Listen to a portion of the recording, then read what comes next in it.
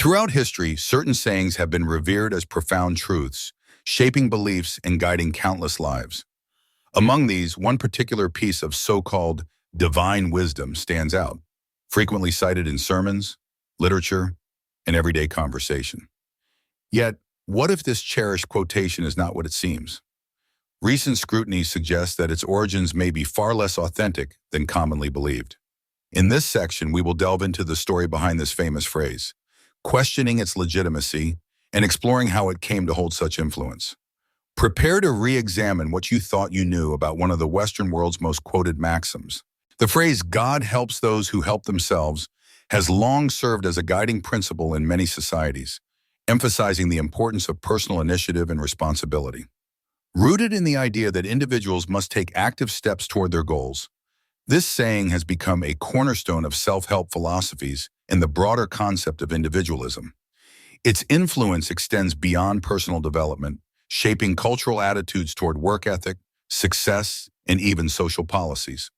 In daily life, people often invoke this phrase to encourage perseverance and self-reliance, reinforcing the belief that effort and determination are essential for achievement.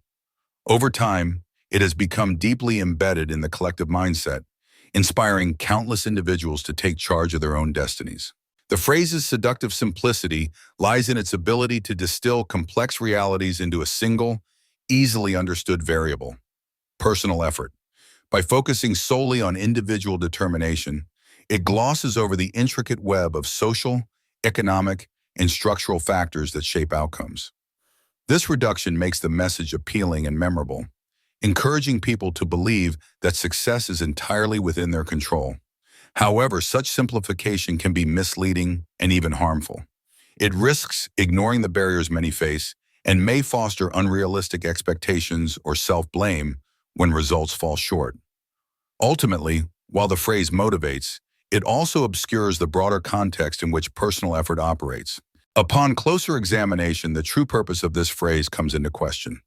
While it may appear harmless or even comforting at first, it could actually function as a subtle blueprint for loneliness. By encouraging individuals to rely solely on themselves, the phrase might inadvertently promote isolation. Furthermore, it can be used as a convenient justification for apathy, allowing people to dismiss the needs or struggles of others. In this light, what seems like simple advice may have deeper implications for how we connect with those around us. Imagine two individuals, Chad and Maria, stranded on a deserted island after a shipwreck. Chad decides to rely solely on his own skills and resources, focusing on individual survival. Meanwhile, Maria seeks to collaborate, sharing ideas and dividing tasks to increase their chances of finding food, building shelter, and signaling for rescue. This scenario highlights a fundamental contrast. While self-reliance can foster independence, working together often leads to more creative solutions and greater resilience. The choices Chad and Maria make reveal the strengths and limitations of both approaches when facing adversity. The phrase "help yourself" is frequently celebrated as a sign of independence and personal strength. However, beneath its surface, this mantra can sometimes conceal deeper feelings of ego and a reluctance to show vulnerability. By insisting on handling everything alone, individuals may inadvertently distance themselves from others, creating barriers to genuine connection. This self-reliance, while empowering in moderation, can lead to isolation and missed opportunities for support and collaboration. When people are unwilling to ask for help or share their struggles, they may deprive themselves of meaningful relationships and shared growth. Recognizing the limitations of the help yourself mindset allows for a more balanced approach, where seeking assistance is seen as a strength rather than a weakness. Many people believe that the phrase "God helps those who help themselves" comes from sacred scripture, but it does not appear in any major religious texts. In fact, its origins can be traced back to ancient Greek philosophy and later popularized in Western culture. The core message of this saying emphasizes self-reliance, yet this idea stands in contrast to the teachings found in many religious traditions. These traditions often highlight the importance of community, compassion, and mutual support. Rather than promoting individualism, they encourage believers to care for one another and recognize their interdependence. This distinction reveals a significant difference between popular sayings in the foundational principles of faith communities.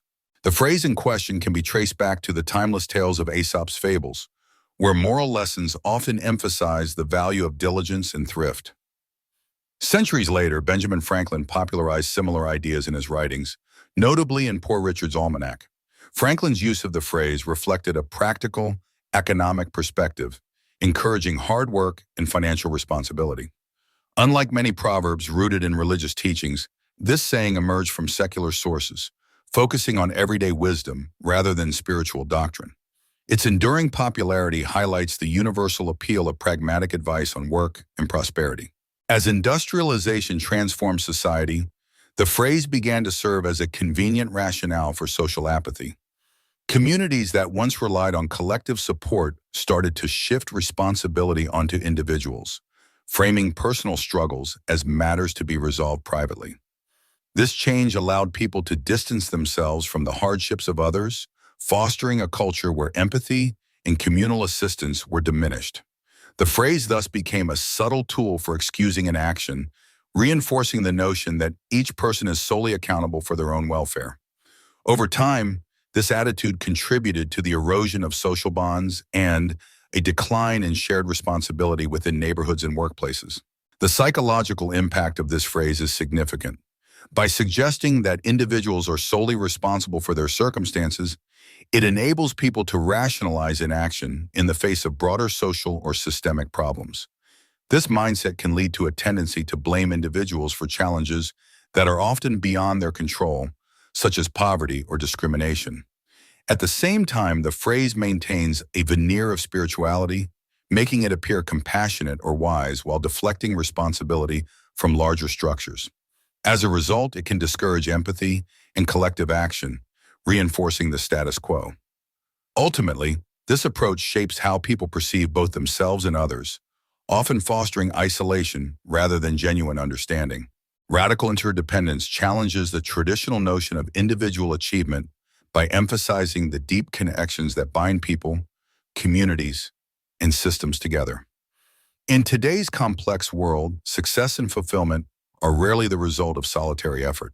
Instead, they emerge from networks of collaboration, shared resources, and mutual support. This model recognizes that our actions and well-being are intricately linked with those of others, both near and far. By embracing radical interdependence, we acknowledge that collective progress and personal growth go hand in hand. This perspective not only reflects the realities of our interconnected society, but also offers a more sustainable and rewarding path forward. Throughout history, some of the most remarkable achievements have been the result of collaboration and the willingness to seek help. For instance, the development of the internet was not the work of a single individual, but rather a collective effort involving scientists and engineers from around the world.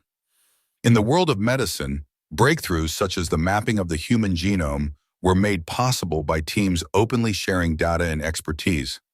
Even in sports, championship teams often credit their success to trust and vulnerability among teammates, allowing them to support each other both on and off the field.